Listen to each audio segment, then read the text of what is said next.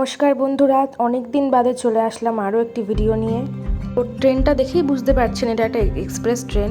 এটা উপাসনা এক্সপ্রেস। হাওড়া থেকে মঙ্গলবার আর শুক্রবার ঠিক দুপুর 1টার সময় ছাড়ে।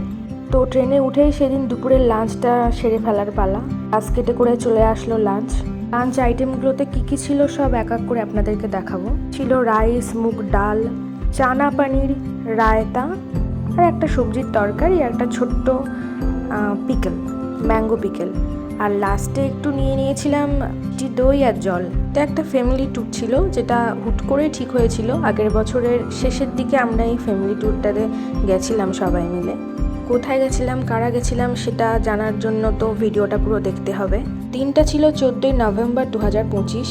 ট্রেনে আমরা উঠি হাওড়া থেকে দুপুর 1টায়, আর ট্রেন থেকে নামি আমরা পরের দিন দুপুর প্রায় 4টের দিকে। আর এইটা ছিল আমাদের হোটেলটার নাম ছিল দাদা বৌদি হোটেল, যেখানে আমরা গিয়ে আর কি থাকি 2-3 দিন।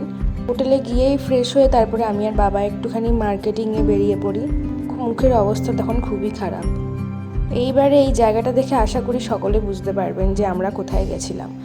হ্যাঁ, আমরা গেছিলাম হরিদ্বারে, আর এটা হচ্ছে হরিদ্বারের সেই বিখ্যাত ঘাট হরকি পৌরি ঘাট। আর ওখানে যেতেই মা একটা প্রদীপ কিনে নিয়েছিল, সেটা জ্বালিয়ে ওখানে জলে ভাসিয়ে দিয়েছিল।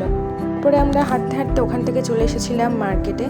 প্রচণ্ড ঠান্ডা ছিল সেই দিনকে। হরিদ্বারের মার্কেটটা দারুণ, এখানে সমস্ত রকম জিনিস পাওয়া যায় এবং বেশ বড় মার্কেট।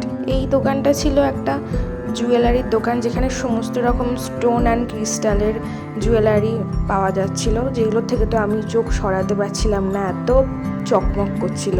তারপরে চলে যাই একটা গার্মেন্টসের দোকানে। ওখানে দুটো প্যান্ট নিয়েছিলাম আমি আর বোন, ওখানে সেল দিচ্ছিল, উলেন প্যান্ট ছিল আর কি। তারপরে এখান থেকে আমরা দুটো টপ নিয়ে নেই, এখানেও সেল দিচ্ছিল। এই দোকানটাতে গেলাম যেখানে সমস্ত রকম ড্রাই লিভস, হার্বাল সমস্ত জিনিসপত্র আর কি পাওয়া যাচ্ছিল। এর পাশেই ছিল একটা ড্রাই ফ্রুটসের দোকান, এখানে বাবা একটু কিছু ড্রাই ফ্রুটসের দাম দর করছিল। এবারে যে দোকানটা দেখাবো সেটা একটা ঠাকুরের বাসনপত্রের দোকান, এবং প্রচুর বাসনপত্র ছিল এখানে। হরিদ্বারে যাব আর সোয়েটার কিনবো না তা হয়? এখানে সোয়েটারগুলো দারুণ এবং ভীষণ অ্যাফোর্ডেবল রেঞ্জে পাওয়া যাচ্ছিল। আমরা প্রচুর সোয়েটার কিনেছিলাম।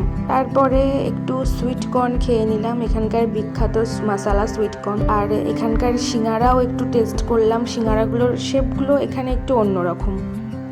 এর পাশেই একটা দোকান ছিল যেখানে বেশ অভিনব পদ্ধতিতে সিঁদুর বিক্রি হচ্ছিল, নানান রকম সিঁদুর দিয়ে একটা ছোট্ট পাহাড়ি তৈরি করে ফেলেছিল।